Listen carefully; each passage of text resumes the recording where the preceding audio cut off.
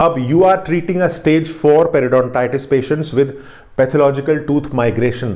अब एक ऐसी condition that motivates periodontal patients to consult an orthodontist to improve their masticatory function and smile aesthetics।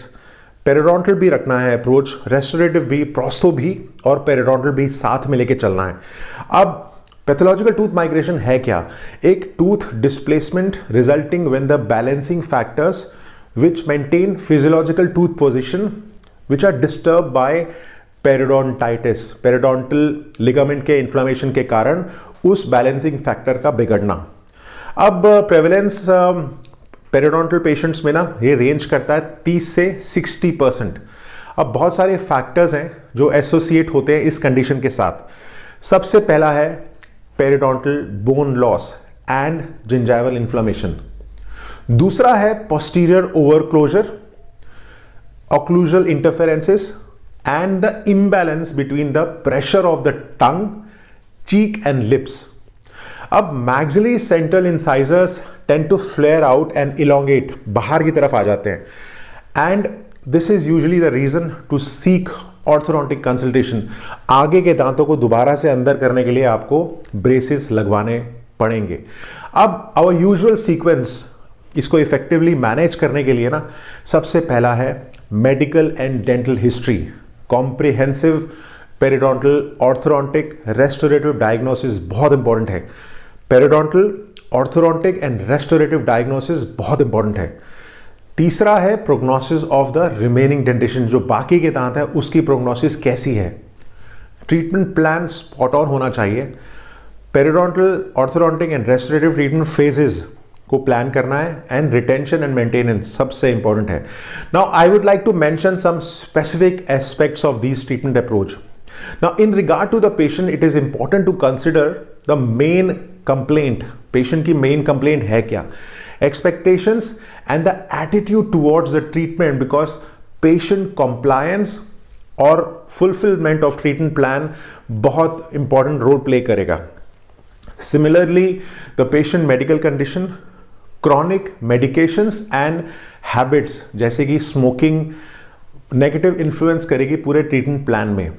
अब रही बात एक्स्ट्रा ओरल एग्जामिनेशन की, बात करूंगा चाहे फेशियल, लिप और स्माइल एनालिसिस को बात करूंगा ना, तो दोनों में फ्रंटल में और लैटरल व्यू में कॉम्बिनेशन के साथ इंट्रा ओरल एग्जामिनेशन, उसका स्टैटिक और डायनामिक ऑक्लूजन कैसा है, और सबसे इंपॉर्टेंट है vertical dimension, because in many cases हमारा ऑक्लूजल वर्टिकल डायमेंशन ना आपको बहुत ध्यान में रखना पड़ता है, because you are able to manage the flare out teeth for the maxillary, और उसको जब आप आगे के दांतों को सही करेंगे तो उसका फेशियल अपीयरेंस भी ठीक होगा।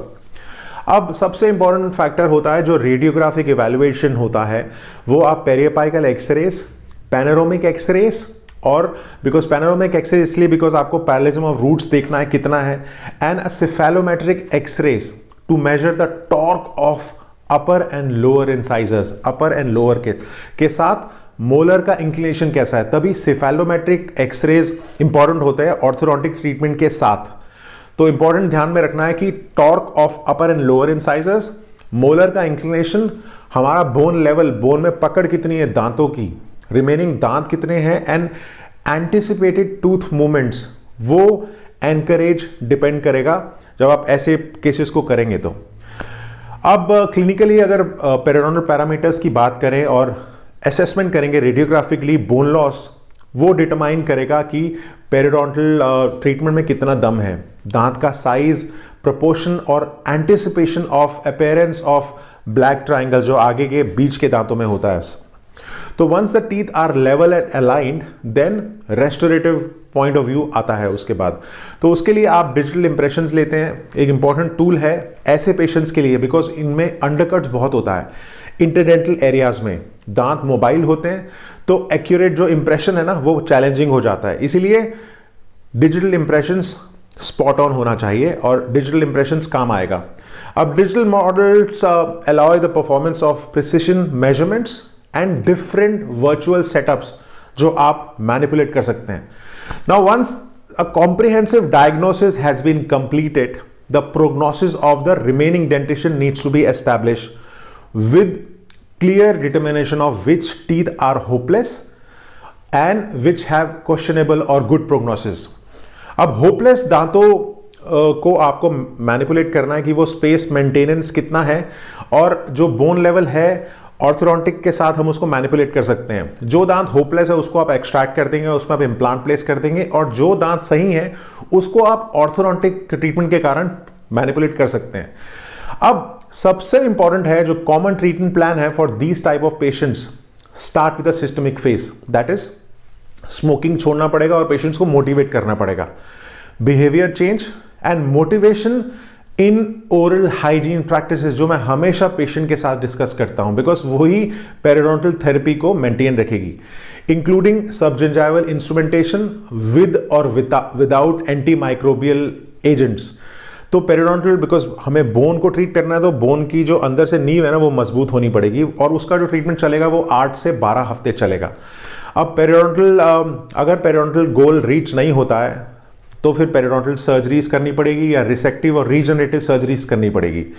अब इन ट्रीटमेंट प्लान में ना बड़ा आपको केयरफुली इवैल्यूएट करना पड़ेगा कि पेशेंट कैसे उस ट्रीटमेंट को आगे साथ चल के ट्रीटमेंट प्लान करवा रहा है। अब correct careful application of orthodontic forces कितना होना चाहिए, oral hygiene and the fundamental pillars during orthodontic treatment of these cases are important, because जो रिड्यूस बोन सपोर्ट होगी ना वो हमारी मूवमेंट्स को हिंडर करेंगी। तो इसलिए अगर उन दांतों में दम है तभी ऑर्थोडोंटिक से हम उसको मैनिपुलेट कर सकते हैं। अब supportive periodontal care should be instituted, and once the corrective therapy has been finished it should be continued for life, being customised according to individual patient risk.